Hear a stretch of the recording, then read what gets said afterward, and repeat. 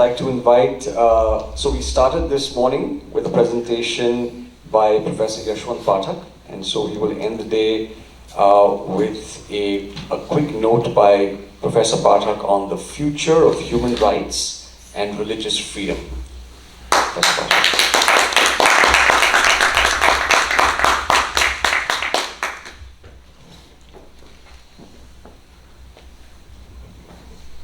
You know, you should never invite a professor for a quick note. Because the professors are habituated to give at least 2 hours of talk. But I will try to save you all so that you can reach your homes in daylight. So it is very interesting that when you look at the history of the humanity, it starts, I don't know when, but at least documented evidences come out of 60,000 plus years. And you go to the one end of the world from Australian Aboriginals to the Native Americans on this side of the world.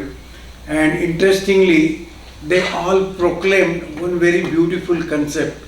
In Native American, they call it Mitakwe Oyasin, which means we are all related. Oh. And on the other side, they say Ubuntu.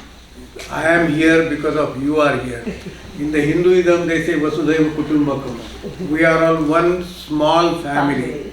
And all these thought processes were prevailing around the world for thousands of years. And suddenly a thought process came where a woman was born out of the rib of a man. And the woman did not have soul till the Pope proclaimed that women do have soul. And that was where the challenge came, because since these proclamations happened and subsequently another beautiful thought process came into the picture in the world, where they said the first one war, when Muhammad Paighambar won, he allowed the people to distribute and equally the booty, and the booty included women.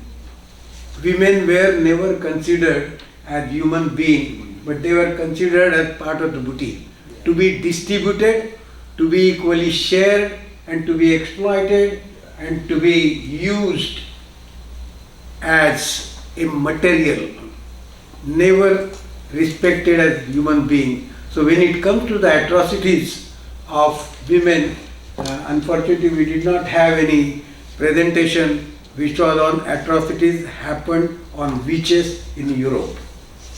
It was millions of women were killed in the name of religion. Mm-hmm. So obviously human rights, if you want to talk, we need to first recognize that women are human.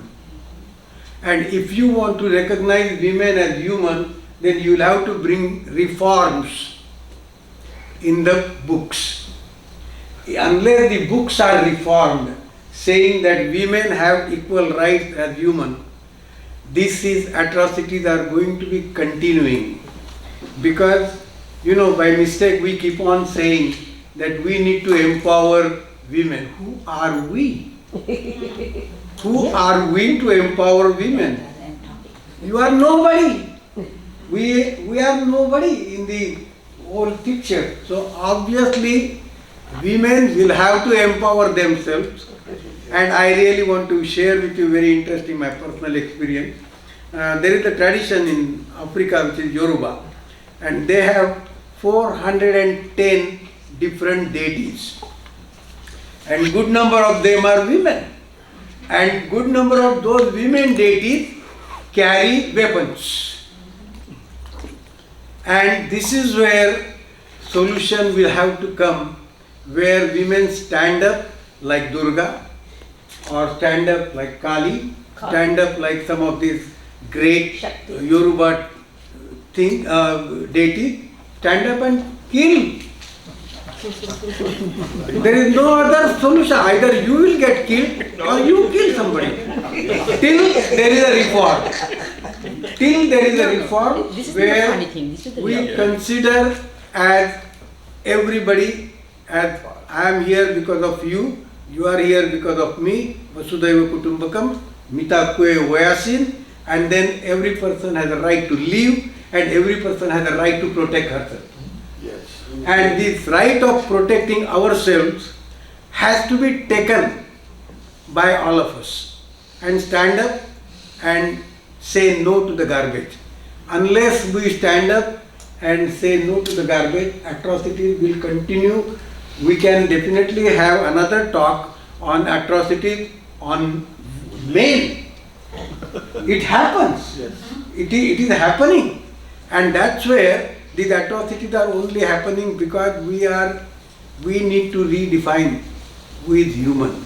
We need to redefine, reform, and then come back to a place where dignity of every human being, irrespective of gender or irrespective of their religious background, anything is maintained, and that will be maintained only when we stand up and say no to garbage and have something in our hand to beat up the person who is trying to defy our dignity. I think that is